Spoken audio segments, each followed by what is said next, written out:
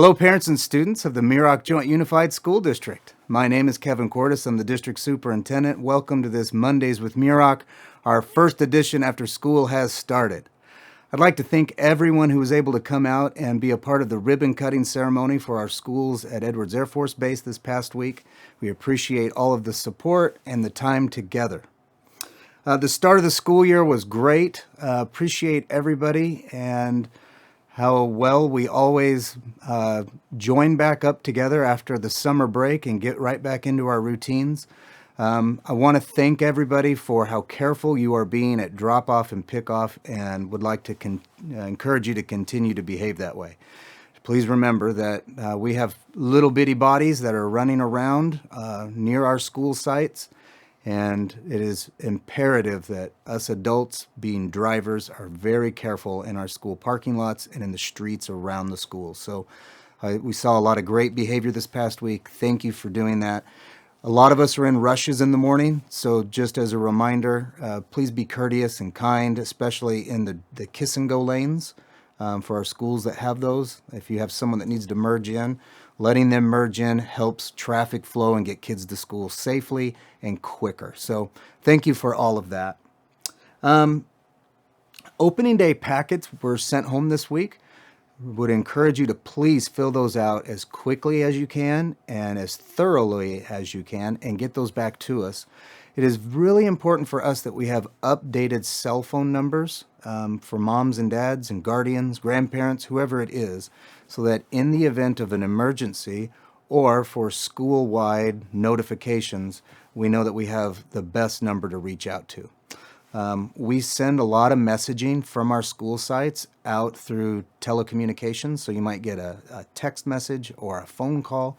So having the correct number is vital for us to get information out to you as parents.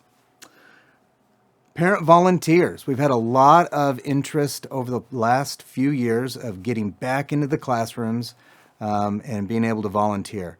We're excited to announce that for this school year, we're back at full parent volunteer capacity. So we would love to have you come and join us at the school sites. We are going to ask you to do a couple of things with that.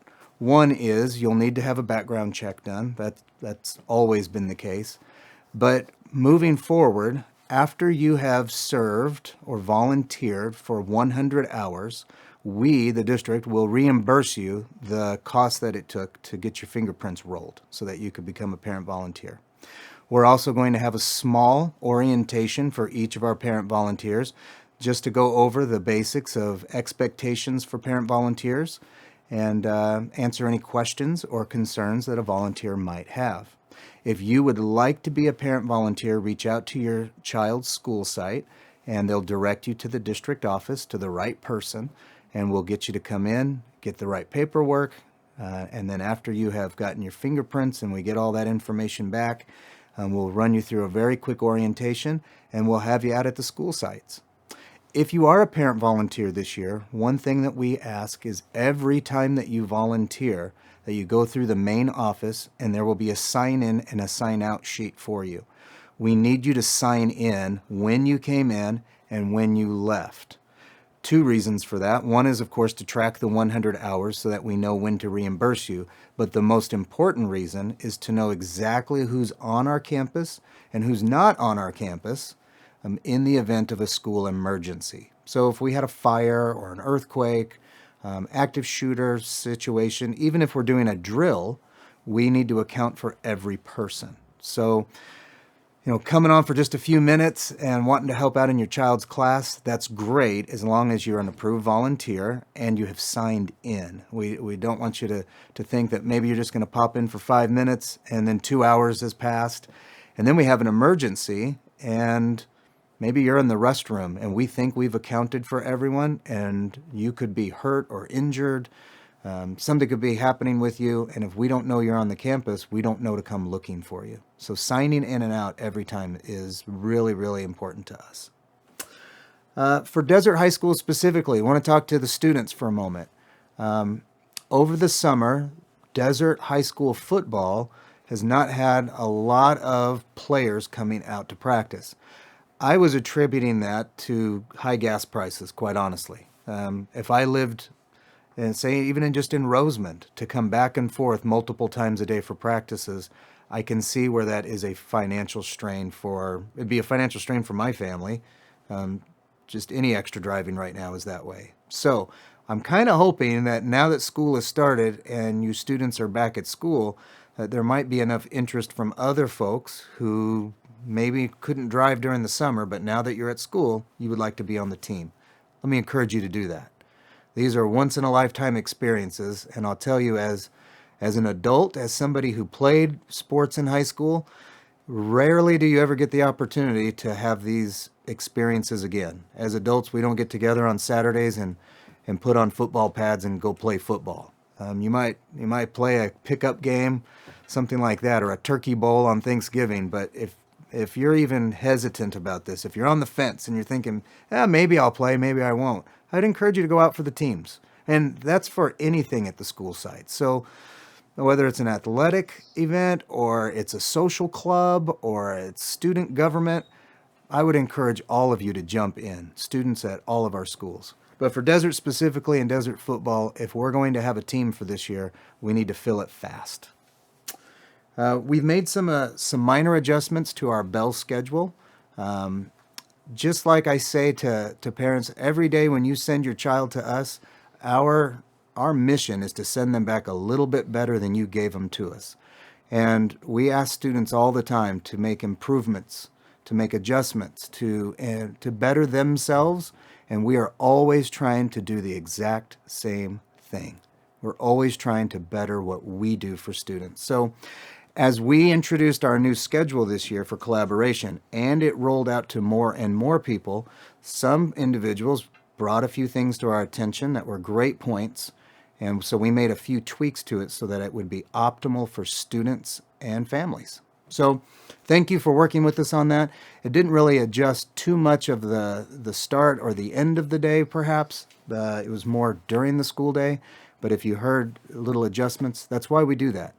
We would rather do the right thing right now, make all the little adjustments and fine-tune everything and set our course the direction that we want to go instead of waiting for an entire school year to make a tiny adjustment. I have some good news in relation to food service. Starting this year, California is providing free breakfasts and lunches to every child attending public education. The free and reduced applications that we had in the past still apply, and we still need everyone to fill those out because that's how the state is going to track just how many lunches are being served and how many breakfasts. So in the past, if you were a family that didn't know if you should fill one of those out or didn't know even if you wanted to fill one out, let me tell you, I have filled one out for my family. Trevor's done one for his family. We all get to fill those out now because all of our children qualify for free and reduced breakfasts and lunches. It's independent of our family's income or any other piece of data or information related to our families. California is just providing this. But the way that they will track it is through those forms. So I would ask you to please fill out the free and reduced lunch form, send that in with just like you do with all the other opening day packet information, and then we'll pass that along to the state. And every day your child will receive or will be eligible to receive a free breakfast and lunch. Also, we have changed our vendor. So in the past, if you have had school lunches with us and maybe you didn't like them, the vendor that we used in the past actually got out of the food service business. They don't even do it any longer.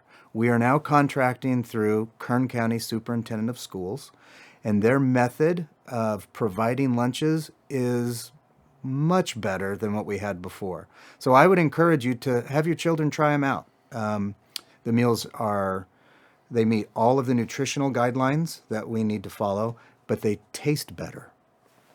So I'll just leave it at that. The food tastes much better than it did in the past, and everybody gets to have free meals. Just need that card to get filled out.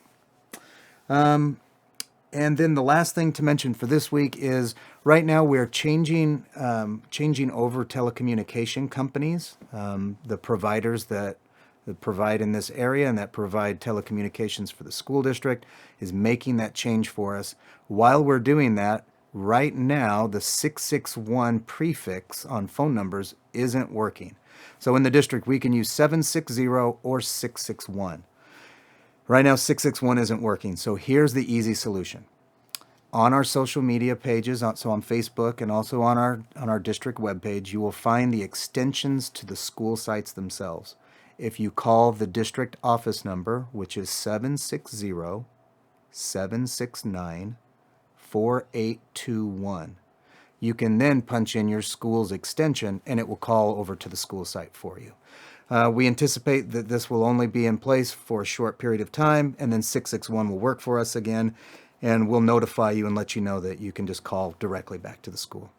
So with that, congratulations on the first, it was a short week, but congratulations on the end of the first week of school. We look forward to seeing you all for the rest of the school year. If you need anything at all, please reach out to your sites first.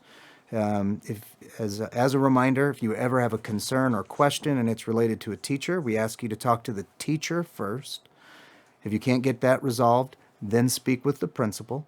If that doesn't resolve it, by all means, feel free to give me a call. My cell phone number is 760-250-3210. Call or text anytime. I just ask that if it's about a concern you have at the site, that you have tried to resolve it with the person first, then their direct supervisor, and then by all means give me a phone call if you're still having trouble, and we'll see what we can do to help you out. With that, wish you a happy week. Thank you very much. Bye-bye.